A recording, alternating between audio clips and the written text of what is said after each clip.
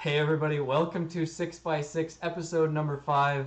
I am I7, joined as always by Matt Mister, and today we have a special guest and my good friend Calvoon. Introduce yourself to the good people.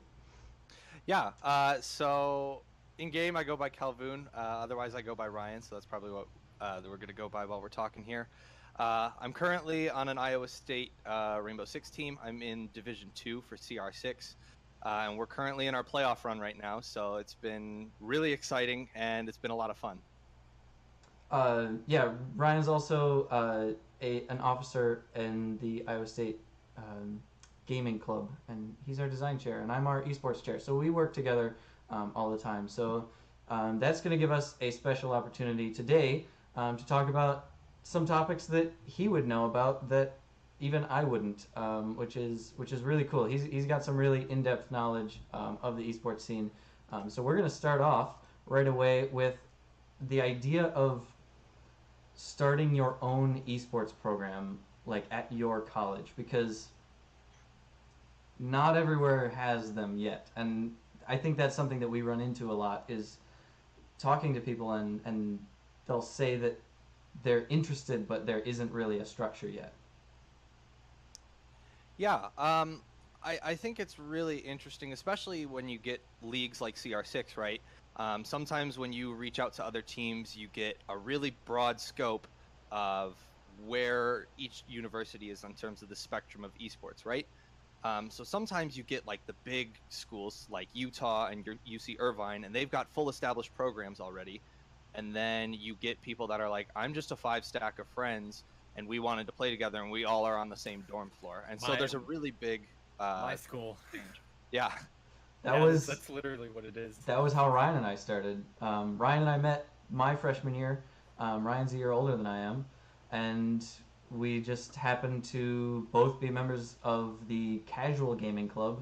And I was interested in competitive Counter Strike, and uh, we managed to scrape together 4 players for a competitive Yeah. team, and then I convinced one of my buddies to play. And so we became Forced into the labor. the first Iowa State Counter Strike team, just as a random 5 stack of guys that didn't know each other. Well, and even in the past couple years, right, that since we started, it's progressed so quickly, and it's actually really Yeah. crazy how I think, at least from our perspective, that we've seen the full change, right? Hmm. And so I think that gives us a really nice point of view to share with some people. So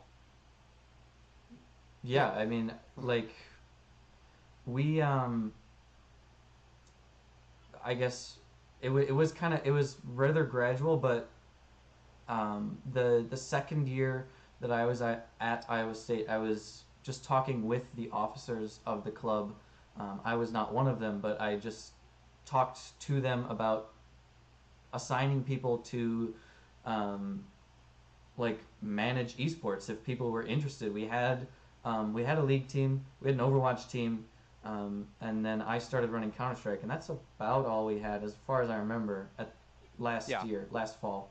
And we just kind of integrated it a little bit into our casual club, and then this year, like last spring, we were doing officer elections, and I actually pitched the idea of having an esports chair, and it was voted on by the club. We created the position. I got elected into it, and from there is where we've really gone into like setting structure, and that's presented a lot of challenges on its own, yeah, um, because like it, what we needed has evolved so much that it feels to me like as soon as we catch up to what we think is the right way to run it, we need to be doing it differently already.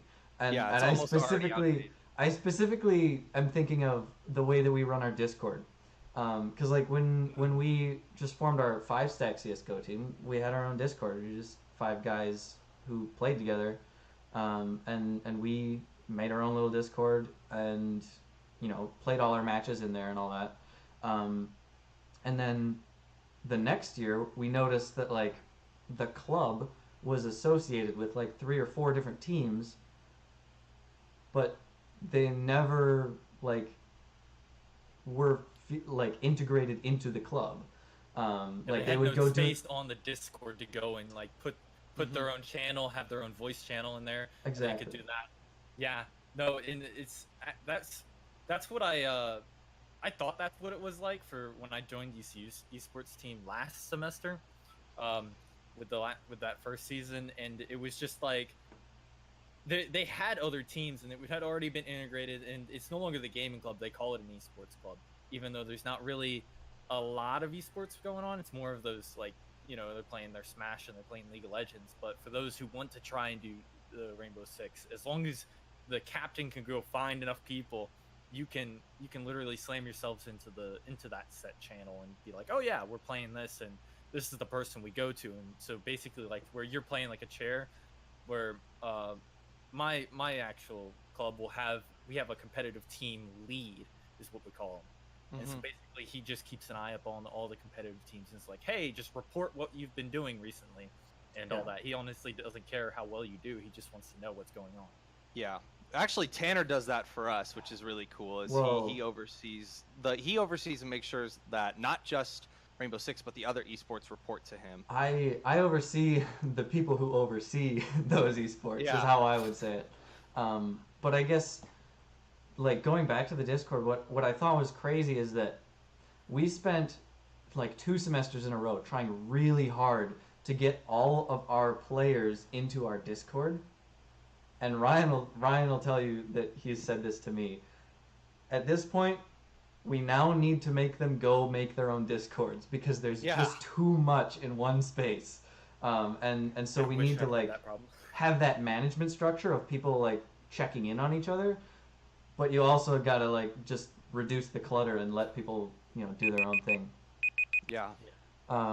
So we've got like our next topic is just moving on from you've now started your esports organization. You found your players, you found people interested. Maybe you've set up a little structure. Like, what's the potential for that? Where's it gonna go?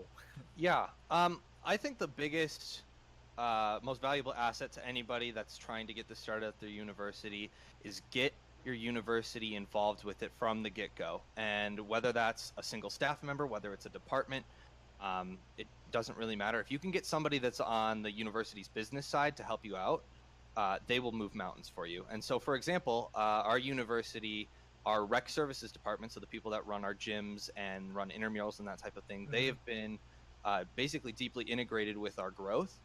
And so now we basically, earlier this semester, we just applied to become what's called the Sports Club Council on our campus. And that basically gives us official varsity status. It lets us represent the university better. We get a little bit of money to send people out to events. And not only that, but we have dedicated staff that work on campus that help us figure out, we're running into these hurdles. How do we overcome them? And so I think that's something that's extremely valuable for any person, even if you're just starting as this 5-stack of friends, like, is to get your university involved as early as possible, because a lot of these schools are willing to help, and a lot of these, you just got to find the right person really to get you helping. So I'll kind of actually transition that into what our project has been working on with rec services. Basically, they are trying to build a gaming facility very similar to something you would find at UC Irvine, or actually Grandview University. Shout out to them. They're just a couple of minutes away. They want to build a recreational gaming space for the users here on campus, and so they reached out to us to get some input. And so all of a sudden, a lot of these schools that are all trying to transition together kind of turn into this one big network of schools. So we actually went and toured DePaul University's facility, and we're now in really good contact with them, and they've been helping us out a lot with some stuff in terms of getting this gaming space up and running.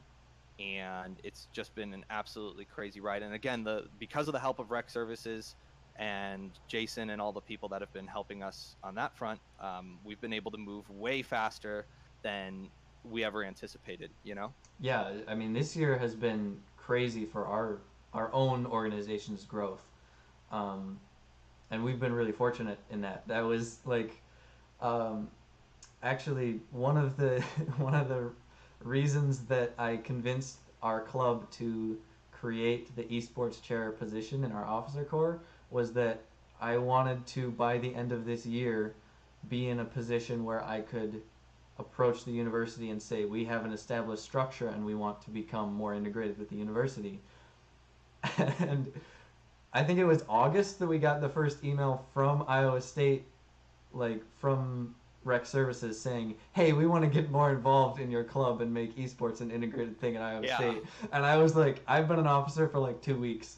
I did it. Yeah. Like, I've done my job. I can hang my towel on my shoulder and just relax Yeah. for a little bit. Just for a little bit. So- Just like what you've been saying, it's been picking up. And once you get that involvement, you know, it starts at something small and it grows super huge by the end of it. So all of a sudden, right, we've been doing all this work on this gaming space, and because of that, our sports club came into fruition. And then on top of it, the intramurals director reached out to our club again and said, hey, we see all this really good work you're doing. We want to get intramurals involved. And so now we run one of the first intramurals in the entire country doing esports. We had about a 2-week sign-up period, and we have over 400 people playing Rocket League right now in our esports intramural. So that's like super exciting because, you know, that also goes, when you do those small things along the way, it goes back and shows the university, like, yes, there's a market for this and people really do enjoy this, and this is something that they can then tap into. So it all basically just builds itself on top of each other in a good way. Yeah, Yeah. I think right now we're like where my school's at, and I've kind of noticed it slowly because I mean I just literally became like part of the staff for it with becoming a captain. I noticed that like they're not quite at that point, nowhere near it, but they've been slowly building. So like they've been putting money into getting the consoles, so the Switches to play Smash. They have all the equipment to lay out for LANs to do big like League of Legends stuff with just like small groups and doing things like that. But as far as like trying to get to where you guys are at with your own space and then being able to do like intramurals, we're not there yet. But I think that's also because we only have Smash and League of Legends, and it's just in this area and on this size of a campus, we just don't have enough people that are interested in doing CS:GO, playing Rainbow Six. It's more of those, they want to go play Rocket League or play Smash and League. something that I've thought was really strange is how hard it's been to find everybody that is looking for us. Like every week we find somebody who goes, "Oh my God, I can't believe we have this on campus," and we've been trying so hard to put it out there that it's a hard thing to manage. We actually, for CR6 specifically, we had our CR6 teams already determined, and a week into the season, so rosters were still open. We actually had a guy randomly come into the server after we had made so many posts about tryouts, and he was like, yeah, so I was a Season 1 Pro League coach. I want to be an IGL for one of your teams. And we were like, well, yeah, of course we're going to be interested in taking you. Where were you before? Where were you? Just like a couple weeks ago, literally, man. you could have been here last week, and it would have been so much better. So, Yeah. Lord. So shout out to Nick. Thank you for coming late. yeah. So now that we're 40 seconds into this topic, we can start talking about this topic, and I absolutely love LAN. Just anything, being present, participating, organizing. I've been in all three of those positions, and LAN tournaments are just the best thing about esports, in my opinion. Ryan and I actually have gone to a couple LANs together as players and spectators. We were fortunate enough to check out the E-League Major Boston for CS:GO, where Cloud9 won North America's first major. There we go, right there, the Cloud9 jersey, baby. That was just an incredible trip. Like, the energy in a stadium during a professional esports event Beats out any online game. Beats it For by sure. a mile. by There's so like nothing much. there's nothing to compare that to other than going to going to like an actual sports Yeah, stadium I mean, and sitting down and being just immersed in that. And that's what it probably feels like at most, if not more, because those people are more, when you go to these events, they're more interested in the actual event. That's why they're there. People will go watch sports and they're more like, oh, we'll just make a day of it. We'll go sit down and watch the game. It's not something too crazy, but go to a LAN, it's just like everyone is there because they want to be there. yeah, I like the best like comparison that I can make is Iowa State loves our basketball team. Like the Iowa State basketball team is the most popular sports team on campus, and it's helpful that the Hilton Coliseum is really like similar structure wise to what you'll probably end up in an esports event, because you're not going to fill a football stadium, but like a basketball or hockey arena, um, and like the just the reverberation and the noise and the energy from a basketball game on a college campus is really similar. And for me, being way more invested in esports was way better because I was the loudest person that I could hear, and Ryan was probably the loudest person that he could hear. We were so excited on our own Yeah. that it just multiplied with everybody else. Well, and I think that excitement is super fun. I think maybe the thing that might eclipse it more is if you ever get the chance to participate in a LAN. I know personally for me, like the pressure makes me like more excited to play. I love the Absolutely, idea of like yeah. the adrenaline. And so even us playing on LANs before, even if they haven't gone great or they have, right? It's been really exciting to get basically a whole new level of competition. Which is, a lot of these leagues, that's what it's all about, is competing, find the best player, find, the best team. So that's something where LANs really, it's the phrase, put your money where your mouth is. And I think LANs is exactly what those are for. Mhm. And that's something that's really exciting. And, even talking about what we said before about universities and how they're starting to pick up with esports, a lot of these universities now will put on these events for you to come out to. Yeah. Shout out Kansas State University Heartland Community Showdown. That was awesome. They do it Yeah, every spring. fun time. Look out for that, guys. Yeah. I think my favorite LAN story has to be Golden Boy. And, Oh my god. so Golden Boy is a host of a lot of esports events. He is like top tier worldwide hosting talent. So it's not just esports. I just saw him the other day on host the show that The Rock, like Dwayne The Rock Johnson, Yeah. like works on too. He's the host for that also. So he's like everywhere. Yeah, he's like really well known in the industry and a very talented guy. Ryan and I and two other of our friends showed up early on the day of the finals at E-League Boston, and Golden Boy was standing off the stage but on the floor, and he was right in front of where we were sitting, and we wanted a picture in front of the stage. So we, being the idiots that we were, walked up to Golden Boy and asked him to take a picture of us. At which point he was super nice and he was like, "Oh yeah, yeah, of course, of course. Let's just go find somebody to take the picture." And we were all just like, no, you are the person No. we want to take the picture. "I'm of sorry, us." we want you to take a picture. We don't want you in the picture." Yeah, he Oh was- my lord, he probably was so confused. Yeah. Yeah. It Yeah, was- no, he was very We felt confused. so bad, so we took a great selfie with him as well, and I hope he we was can, super like, nice guy. Hopefully we can show that picture or something. That'd be awesome. Maybe we'll. That'd be I'll try to get it to Vix. So, speaking of lands, and you mentioned collegiate lands as well. There are, I think they're getting a lot more popular because we have, well, Ryan and I specifically have been looking at a lot of collegiate discords because we are putting on a LAN of our own, and I've just noticed tons of other schools putting on events, like all over the country, and way more than I expected to see. Yeah.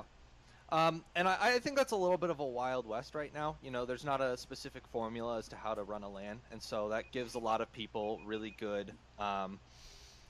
It gives people a lot of really good ways to do different types of LANs. So for our example, our open LAN, we've got around 450 people that are coming out to this thing. We've got 8 teams in Rainbow Six, CS:GO, League of Legends, Dota 2, Overwatch, Rocket League. What am I missing here? All right, Smash Bros. Right? And so we've got overnight housing, we've got all this stuff set up, and it's so interesting, right? Because we sit here and it's like I enjoy playing these video games, but once it goes to actually organizing these events, there's almost no video games involved. And so if people want to sign up because they're like, oh, I love Rainbow Six, this is super fun, and then they realize that tournament organization has nothing to do with Rainbow Six whatsoever.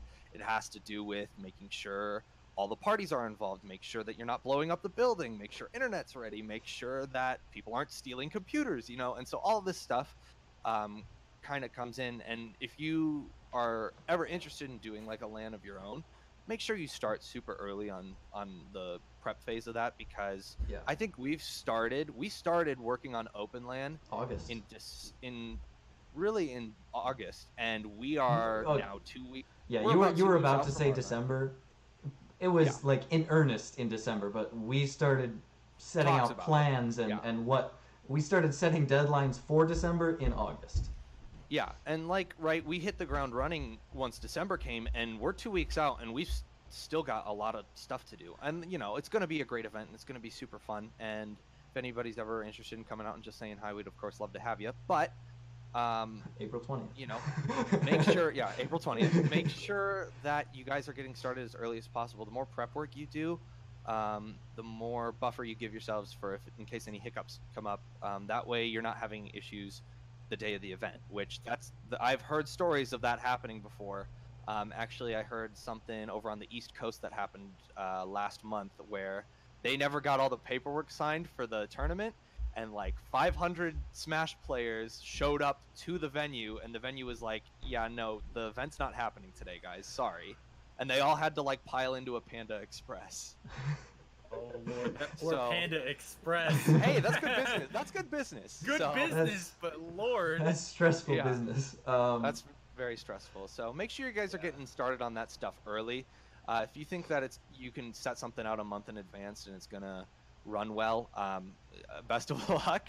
I would try and get it as early as possible is what I would recommend. I had somebody ask me this about 2 weeks ago, and I had not thought of it really, but since then I've thought of it like every other day, and I'm not exactly sure. So Ryan, I want your opinion. How many hours total do you think that the staff of Open LAN has invested in setting up a one-day event? Yeah, so for a little bit of context, we have 35 staff members to run this whole event, and including job training, planning, executing, grabbing supplies, talking to other parties, getting merchandise, that type of stuff. Probably right now, I would say that our head admins, which is 8 of those 35 people, each one of them has probably put in well over 150, 200 hours alone each. When you consider everybody else, you're talking thousands of hours at this point. And that sounds super daunting, but I put my estimates a little lower than that, but when you put all of them together, it's probably about 1,000, 1,500 hours. I agree. And when you think about that, it's like, holy crap, that's a lot of time. We've been doing it since December, and because of that, it's been spaced out a little bit more evenly and a little bit more doable. Also, shout out to my department. They've let me run Open LAN as part of my senior project, so I've been able to spend more time than most people working on it. Yeah, Ryan has put in more time, I think, than anybody else at Iowa State to make the event happen. But yeah, I agree. Like 800 to 1,000 hours probably between a core of about 12 people and a total of 35. It's been a lot of effort, but it looks like it's going to be a great event. I don't want to jinx it. I don't know. It hasn't happened yet.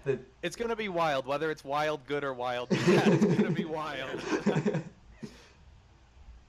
I couldn't even think of that. Like just something on that scale, like what you're talking about. I couldn't even imagine that here right now because you know, and I'm at a smaller school. I have there's less of that ability to do something like that here versus where what you guys have been talking about. That's like I've said multiple times. It's way farther ahead than like maybe a couple of years ahead of where my school is even at Yeah, as but you far as might it be comes to that. surprised how quickly that comes. Um, transition time. You might not be surprised when Rainbow Six updates come out. We're done talking about Mm, lands. We could only come up with four yeah, topics. we need to move on to something that this was something that we were mentioning just right beforehand because this was like the last second topic. But dude, like the way that these updates have been coming out, and we just wanted to kind of focus on that and just take a look at like this most recent update and compare it to like these past updates. And I think everyone's going to agree that this update most recently was probably the smoothest transition besides a few bugs, but that's always going to be had with putting out new maps, new ops, new interactions, new changes, new even queuing systems. There was a lot that has changed in this update, but more or less like the general idea of operators being brought in pairs and being one defensive, one offensive. And so I'll let you guys talk about that a little bit. Yeah, I think Ubisoft has done an absolutely excellent job, basically, you know, making this game what it is today.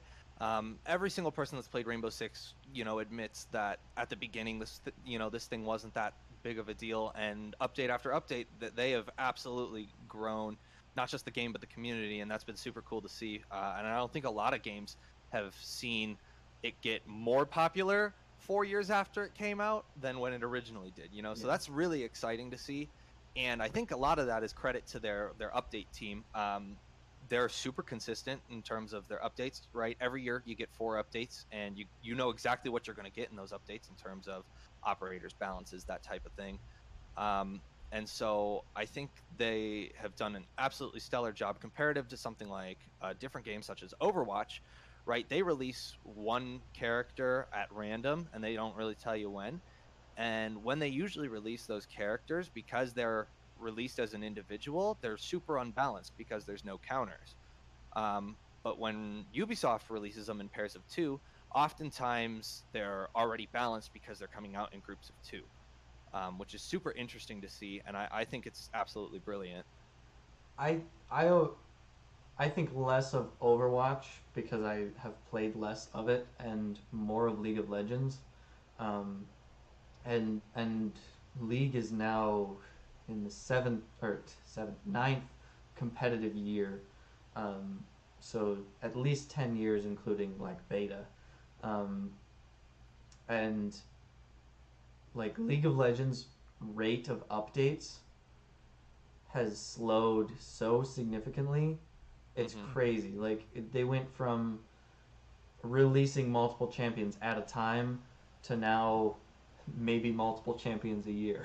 like Yeah. um, and and I guess it's another thing that I mentioned in a previous episode is the difference between like I guess the reason why I think Ryan mentioned that in Overwatch every time a new character is released they don't have a counter. I feel like it's because a lot of games feel pressured right now to and they're pressured by their communities, not by like the gaming space in general or anything like that. Like players want to see new and unique things. They don't want an operator to release and be the boring same stuff that they already have because they already Yeah, have that. They want they want something something new to brand be new. something new, but it does lead to like some design like struggles when a developer is consistently putting new interactions into their game, um, and Mm. and it starts to strain the way that things used to interact before, and it just keeps pushing at the balance, and it creates new bugs and all kinds of different stuff. Lion. Oh, sorry. Ella. Sorry. Sorry. Something's on my throat. I Yeah. No. I'm thinking Yikes. specifically of Nomad when I say that, because it's Oh, it's yeah, the no, pushing definitely. mechanic I that figured that was the big one. yeah, I mean that changes so many things fundamentally. Just like the way you need to think about the game, that it's possible for something besides W, A, S, and D to move your character. Yeah. Like that changes the game fundamentally, and I do think that pairing operators in a lot of ways does help with that, but I also think that it's um, Ubisoft has done pretty well with sticking to their mechanics. Yeah. And I think another really good thing that they do versus other places is if for some reason something doesn't pan out the way they were expecting it, they are very quick to fix that stuff. That's true. The example that I think of is the throwing mechanics season or two back when Valk used to be able to throw her cameras like, Oh, yeah. 4 football fields. When they right? when they redid all the Um, throwing mechanics. Yeah, yeah. I remember that. And so, right, all of a sudden, everybody was like, oh, we have to play Valk because we can just basically put eyes in the sky and they'll never be able to see them, right? And within, like, a couple days, they had closed that up, fixed it, found something appropriate that still was an update to the throwing mechanics, but wasn't as broken as that was. And so, I kind of feel like for other places, when they do, like, buffs and nerfs, that character either becomes game-breakingly good or game-breakingly bad. It seems like Ubisoft does a really good job with their buffs and nerfs, making sure that the characters are still usable. Even when Ella got a nerf, and I know everybody's all now like, Ella's not nearly as good as she was before, which that's true. You can still play with her, and you can still get kills with her and still help your team out, very similarly to how it was before. Obviously, the gun's not as good, but that's okay. She's still usable as opposed to a different game where it's like, if I play this character, I'm throwing. Yeah, Yeah. that's definitely an issue sometimes. But we do Well, have I to think move I- on. Yeah, I Yeah, heard that I gotta- timer, so we got to move Yeah. on to the Um, next one. This was the one I picked out. I love this one.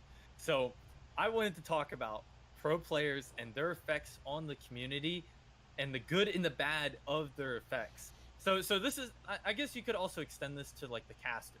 So, including Kickstarter and Tarot, people along those lines who are also deeply involved with the community, and they have their social media accounts, they have their Reddit pages, they have their Twitches, their streams, all this stuff that they have access to put out content or information.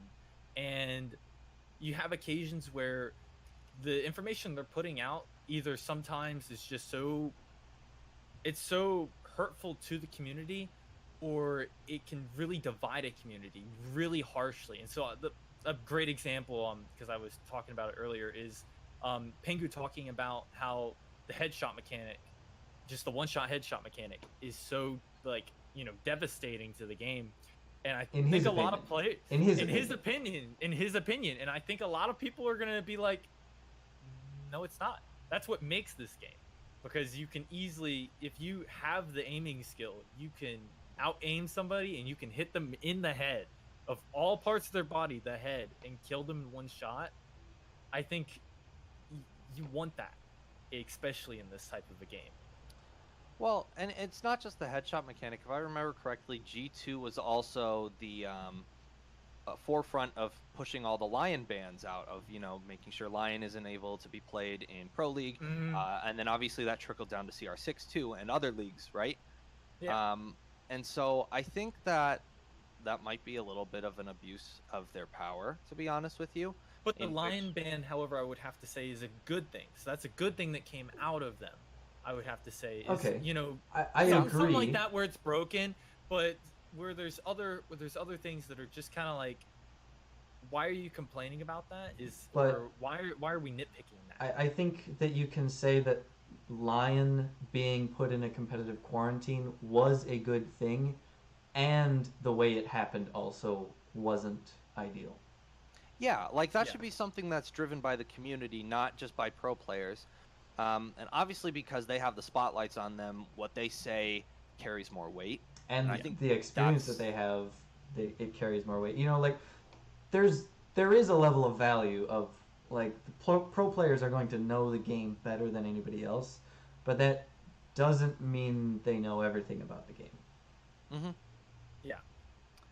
Yeah, it's just sometimes that that all that popularity and that that ability to put it out, that information, be like, these people are going to listen to what I say, and they'll side with me immediately, or they'll think about it and then side. That's what they have that ability to do, because that's how faithful people follow them. Yeah. And you say one thing and be like, oh, Nomad ain't that great, and then here we are and it's Nomad's, that's a touchy topic for some people. And I mean, we were talking about it earlier, but it's just having that ability to go and throw out that information out there is just it's a double-sided sword. It's a double-sided blade. You need to really watch what you say, because it's one of those things that you say something and someone may take it as like that is the new like golden thing that you've ever said, and that they have to believe everything that you've said about that. And Well, then, sorry. To an extent, Yeah, I go feel ahead. like that's on the community rather than the pro players, though. Like, yeah, but you're it's just a little bit. So like certain things yeah, that I you say, mean, I don't know. it depends on what the topic is, I have to say. So it's not even just them talking about game mechanics or anything like that, but just general conduct in general. Oh, sorry. Yeah. It's a bit of a wild west right now, and that's a lot of the esports. There's not full regulations and that type of thing yet, and obviously stuff's being figured out.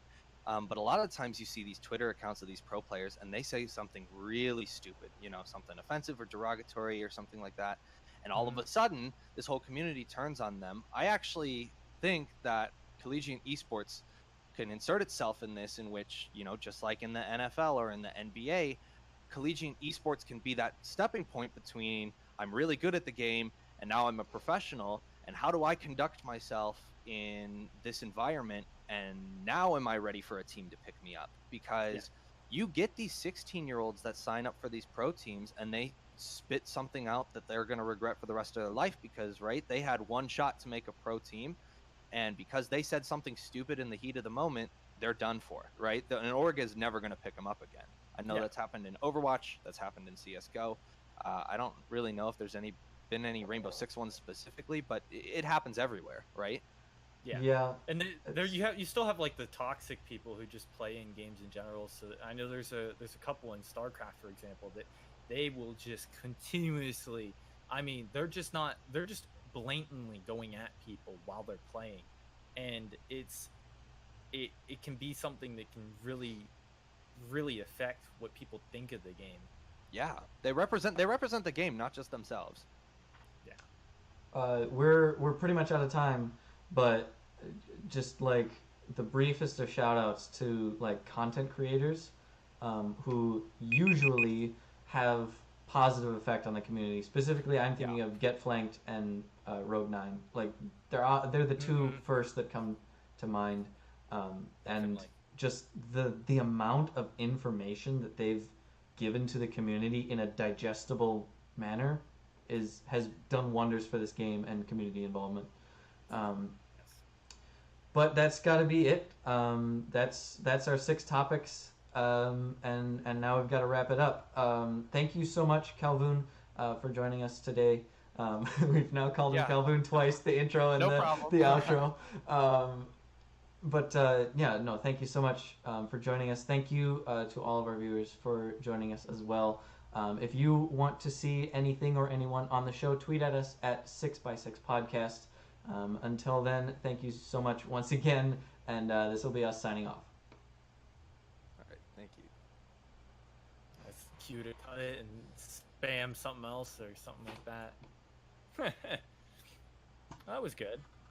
Yikes. I wanted to make a joke. I thought that was really good. When Ryan misspoke with 1 minute and 40 seconds left on the last timer, I wanted to make a joke like, cut! Cut! Just redo it. Sorry about that. Sorry. You're fine. It was grammatically correct. It just repeated word. Yeah, I had one of those